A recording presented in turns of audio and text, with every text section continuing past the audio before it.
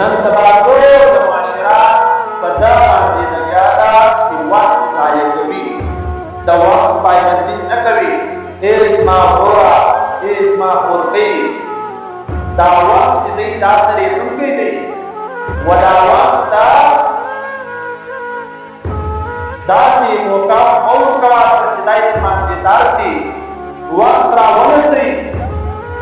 وخت هر منټ او هر سکند دا قیمتي کوي. یو بچای دی، یو ماشوم وي، په کوچنیوالي باندې چې دی پیدا سي، په ماشومتوب باندې دی کیر کوي، بیا له هغه بعد دی تعلیم حاصلوي، له تعلیمه بعد دی بیا نوجوان سي، لوی سي، غټ سي، اړګای ځینې جوړ سي، له هغه بعد بیا په ده باندې زړوالی راسي، سپینږیروالی راسي. دا سړی سپینږیری سي، بیا یو زنانه هغه سپین سالې سي.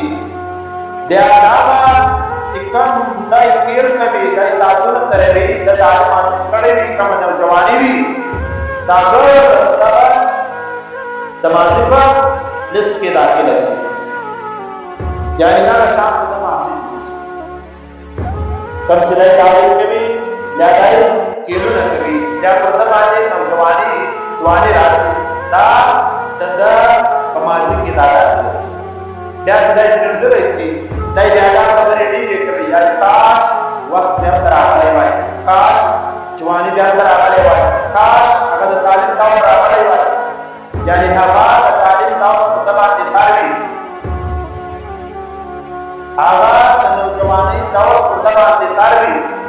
یعنې دلته چې په نوجواني کې څه کول پکار وه، هغه وخت د ده ځانګړی وي. پښتانه وایي که مې وبس وخت تاری سي، هغه پسې بیا بېلچه نه ورکاوې، هغه ولاړې شي. نو دا وخت هم داسې دی.